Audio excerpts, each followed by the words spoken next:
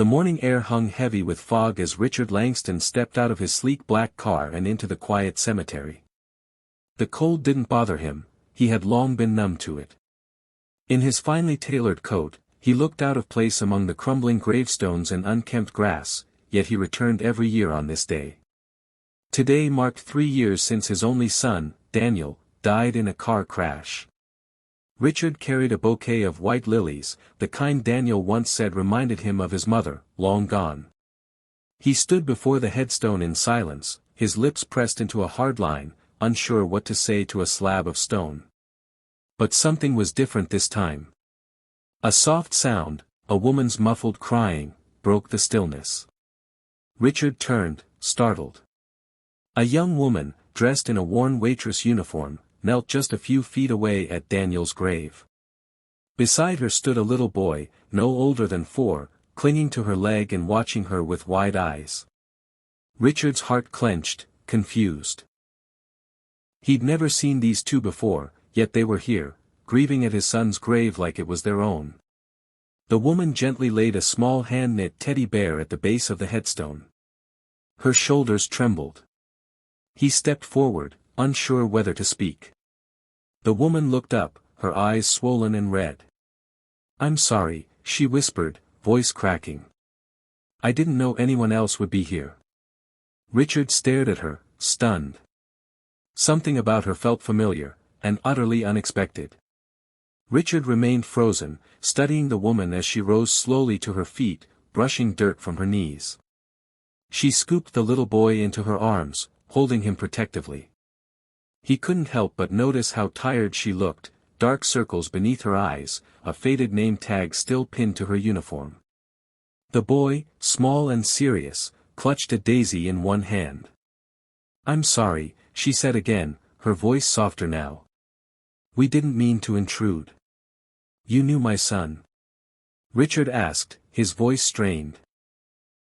He wasn't used to asking questions, people usually answered them before he even spoke. The woman nodded, eyes welling again. "Daniel, he was kind to me when no one else was.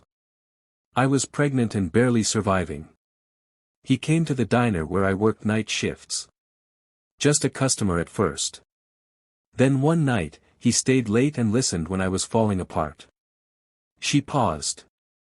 "He told me not to give up. Said I mattered. That my son," she glanced down at the boy, "deserved a mother who believed that too." Richard's mind reeled.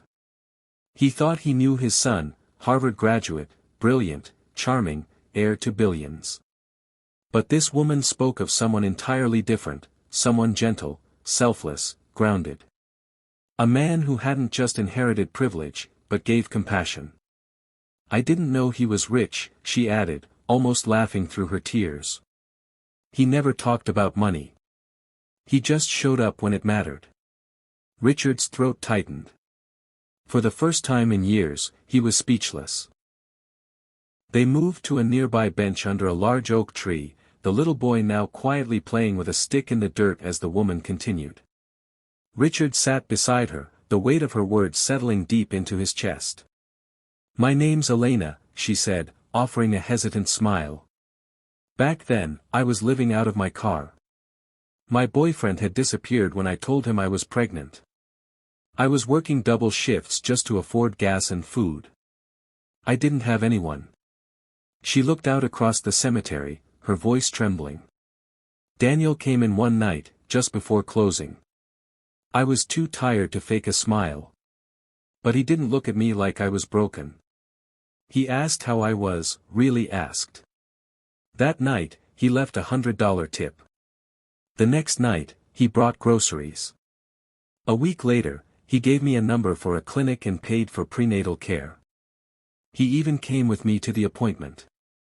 Richard's breath caught. "He never told me his last name," Elena said, wiping a tear from her cheek. "I only found out after he died. Someone at the diner showed me a news article. My heart sank." She looked down at her son. "I named him Danny. After the man who believed in us when the world didn't." Richard looked at the boy, his son's namesake, playing in the dirt, unaware of the depth of love and loss surrounding him. In that moment, Richard saw more of Daniel than he ever had in life.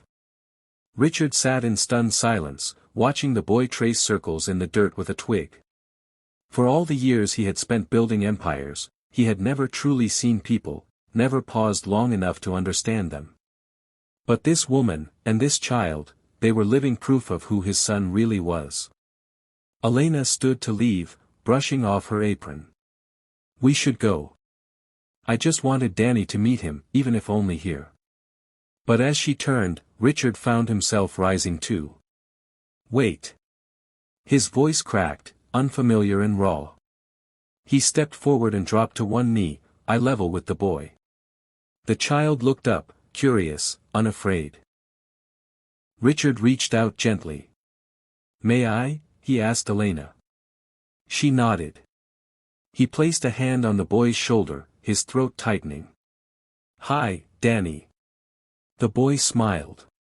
"Hi. I'm your grandfather," Richard whispered, emotion breaking through every word. "I didn't know you existed. But now that I do, I want to know you. If you'll let me." Danny looked up at his mother, who gave him a reassuring nod. Without hesitation, the boy wrapped his tiny arms around Richard's neck. The embrace shattered something inside him. Tears streamed down Richard's face, tears he had buried for years. For the first time since Daniel's death, the silence inside him was broken. It wasn't grief that filled him now, but something new.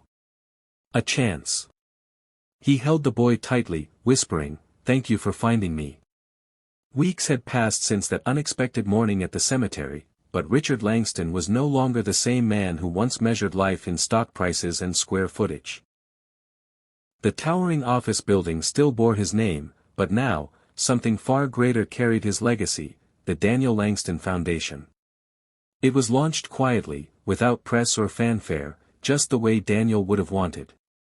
It offered shelter for single mothers, childcare for working parents, scholarships for those who had been counted out, everything his son had done quietly for one woman, now done loudly for thousands. At the heart of it all was Elena, who had become more than the woman from the diner. She was now the director of community outreach, empowered and thriving. And Danny? He no longer clung to his mother in worn-out sneakers. He ran through wide green lawns outside their modest new home, a home Richard personally helped them build, not with money, but with his own hands, his own time. One afternoon, Richard sat on the porch as Danny climbed into his lap with a picture he'd drawn, a house, a big sun, and 3 people holding hands. "That's you, me, and Mom," the boy said proudly.